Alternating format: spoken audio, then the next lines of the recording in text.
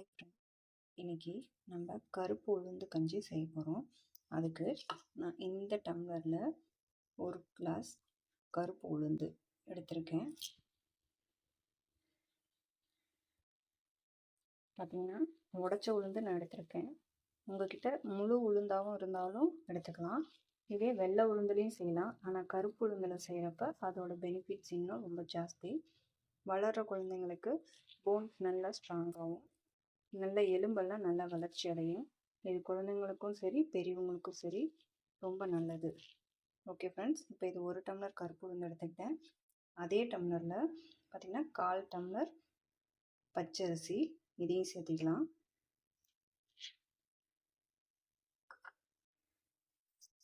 பார்த்திங்கன்னா உளுந்தும் பச்சரிசியும் சேர்த்திருக்கேன்.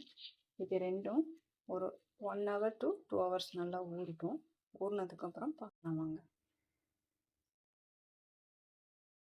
இந்த உளுந்தை நான் நல்லா 4 வாட்டி நல்லா கழுவிட்டேன். 4 வாட்டி கழுவுனதுக்கப்புறம் நல்லா சுத்தமான தண்ணி ஊற்றி ஊற வைங்க. ஒரு 2 hours ஊறட்டும். அப்புறம் நம்ம வீடியோஸ் பார்க்கலாம். இப்போது 2 hours நல்லா ஊறிடுச்சு.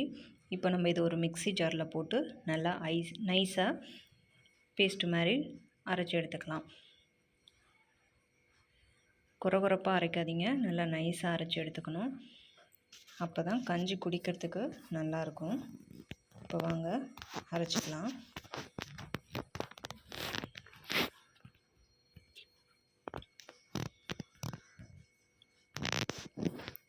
இப்போ நான் நல்லா அரைச்சாச்சு. இந்த பதம் கரெக்டான பதமாக இருக்கும். இது கூட நம்ம உளுந்து கஞ்சியோட தேங்காய் பாலும் சேர்த்துறப்ப இதோட டேஸ்ட்டு இன்னும் நல்லாயிருக்கும் குடிக்கிறதுக்கு.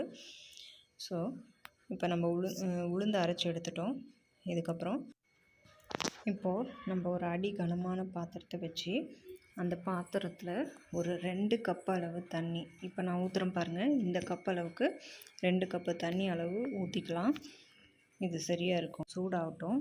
அதுக்குள்ளே நம்ம தேங்காய் பாலை எடுத்துக்கலாம். தேங்காய் பால் எடுக்கிறதுக்கு நம்ம ஒரு 1/4 மூடி தேங்காய் இருந்தால் போதும். 1/4 மூடி தேங்காவை அதிலே ஒரு 4 ஏலக்காவும் போட்டு நல்லா அரைச்சி தேங்காய் பால் எடுத்துக்கலாம்.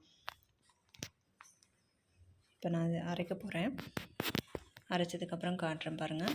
அதுக்குள்ளே நம்ம சைடில் அந்த தண்ணி கொதிச்சிருச்சான்னு பார்க்கலாம். தண்ணி ஓரளவுக்கு பபிள்ஸ் வர முட்டை முட்டையாக சின்ன சின்னதாக வந்துருக்கு பாருங்கள். இந்த அளவு வந்தாலே போதும்.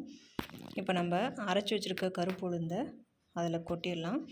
கொட்டி நல்லா கை விடாமல் கிண்டிக்கிட்டே இருக்கணும்.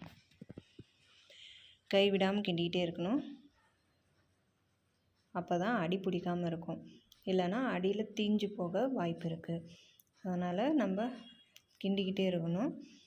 இடையில் உங்களுக்கு கெட்டியாகிற மாதிரி இருந்துச்சுன்னா கொஞ்சம் சுடு தண்ணி வச்சு நடுவில் கொஞ்சம் ஊற்றிக்கலாம். ஆனால் இந்த தண்ணி அளவே கரெக்டாக இருக்கும். பதம் குடிக்கிற அளவுக்கு கரெக்டாக இருக்கும்.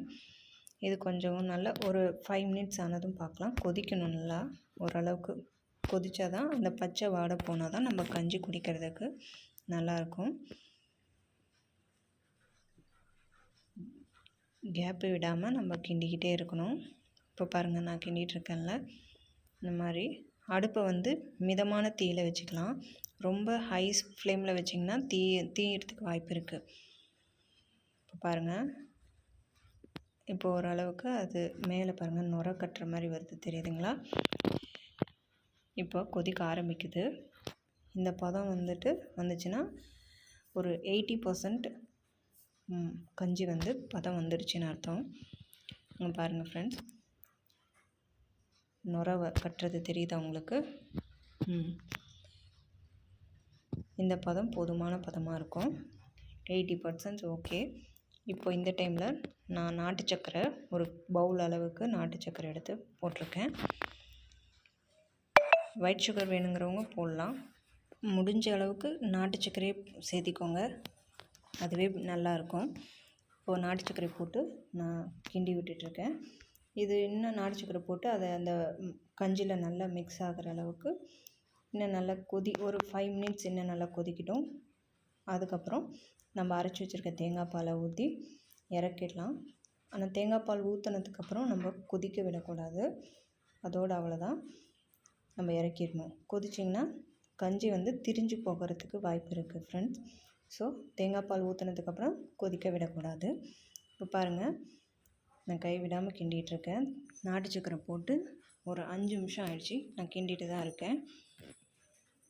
எனக்கு அடி பிடிக்கல, அதுக்கு காரணம் நான் கேப் விடாமல் கிண்டிகிட்ருக்கேன். அடி பிடிச்சிருச்சுன்னா அந்த தீஞ்ச ஸ்மெல் அந்த கஞ்சியில் வந்து கலந்துரும். ஸோ குடிக்கிறதுக்கு டேஸ்ட் நல்லா இருக்காது, அது ஹெல்த்துக்கும் நல்ல பெஸ்ட்டு இல்லை அது. ஸோ அதனால் இப்போ பார்த்திங்கன்னா ஒரு பிஞ்ச் அளவு கல்லுப்பு தான் நான் போட்டிருக்கேன். நீங்கள் வேணால் தூளுப்பு கூட போட்டுக்கலாம். சும்மா ஒரு 1/4 ஸ்பூன் அளவுக்கு, 1/4 ஸ்பூனுக்கும் கம்மியாக கல்லுப்பு போடுங்க. உப்பு போடுறப்ப அந்த ஸ்வீட்டோட தன்மை அதிகமாக, பர்ஃபெக்டாக அதிகமும் இல்லாமல் கம்மி இல்லாமல் சமமாக அந்த ஸ்வீட் வந்து எடுத்து காட்டும். உங்களுக்கு குடிக்கிறப்ப கரெக்டாக இருக்கும்னு வச்சுக்கோங்களேன் அந்த ஸ்வீட்டு. ஸோ எந்த ஸ்வீட் செஞ்சாலும் கொஞ்சம் லைட்டாக ஒரு பிஞ்ச் அளவு உப்பு போடுங்க, அந்த ஸ்வீட் நல்லாயிருக்கும். பாருங்கள், கொதி வரும். இந்த டைமில் நம்ம தேங்காய் பால் ஊற்றலாம், சரியாக இருக்கும். தெரியுதுங்களா? அந்த சுற்றிலும் அந்த பபுள்ஸ் அப்படியே ஒயிட் கலரில் ஃபார்ம் ஆகுது பாருங்கள். இந்த பக்குவம் வரப்போ கரெக்டாக இருக்கும்னு நினைக்கிறேன். இப்போ இந்த டைமில் நம்ம தேங்காய் பால் ஊற்றலாம். நான் தேங்காய் பாலை வந்து வடிகட்டி எடுத்து வச்சுருக்கேன். அதிலே ஏலக்காய் போட்டு அரைச்சதுனால நம்ம தனியாக ஏலக்காய் பொடி போட தேவையில்லை. சுக்கு வேணுனாலும் நம்ம இதில் ஆட் பண்ணிக்கலாம். சுக்கு போடுறப்ப அந்த கேஸ் ஃபார்ம் ஆகிறது நம்ம தடுத்துக்கலாம் இதிலேருந்து. ஒரு சிலருக்கு உளுந்து வந்து சேராது, ஸோ சுக்கு வேணுனாலும் ஆட் பண்ணிக்கோங்க. இது கூட இப்போ நான் தேங்காய் பால் சேர்த்துறேன்.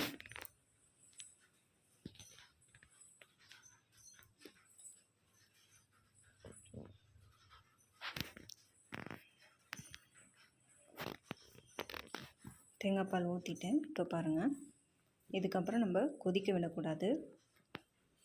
இதுக்கப்புறம் நம்ம கொதிக்க விட்டோம்னா திரிஞ்சு போகிற மாதிரி அந்த மேலே வந்து அந்த கஞ்சி மேலே திரி திரியாக வெள்ளையாக தெரியும்.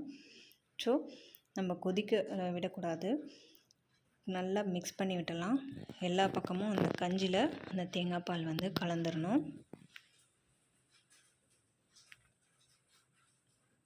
சுகர் கரெக்டாக இருக்குதாங்கிறத இப்போ ஒரு வாட்டி நம்ம செக் பண்ணிவிட்டு, நீங்கள் சுகர் வேணுன்னா ஆட் பண்ணிக்கலாம், பத்தலைன்னா போட்டுக்கலாம், இல்லை போதும் கரெக்டாக இருக்குது அப்படின்னா விட்டுடலாம். இது இந்த டைமில் நீங்கள் பார்த்துட்டு இறக்கிக்கலாம். இப்போ இந்த பதம் கரெக்டான பதம், நம்ம இறக்கிறதுக்கான பதம் தான். பாருங்கள், நான் எதுவும் கொதிக்கலாம் விடல, நல்லா மிக்ஸ் பண்ணி தான் விட்டுருக்கேன் தேங்காய் பால் ஊற்றுனதுக்கப்புறம். ஓகே ஃப்ரெண்ட்ஸ், அவ்வளோதான், நம்ம கஞ்சி ரெடி. நான் அடுப்பு ஆஃப் பண்ணிட்டேன். அவ்வளோதான் ஃப்ரெண்ட்ஸ், இது கஞ்சி குடிக்கிறதுக்கு ரெடியாக இருக்குது. இப்போ என் பசங்க ஸ்கூல்லேருந்து வந்துட்டாங்க, நான் அவங்களுக்காக எடுத்து வச்சுருக்கேன், குடிக்கிறாங்க பாருங்கள். அவங்களுக்கு இந்த உளுந்து கஞ்சி ரொம்ப பிடிக்கும், நல்லா இருக்குன்னு சொல்கிறாங்க. நீங்களும் ட்ரை பண்ணுங்கள் ஃப்ரெண்ட்ஸ். உங்கள் குழந்தைக்கும் இந்த மாதிரி உளுந்து கஞ்சி செஞ்சு கொடுங்க.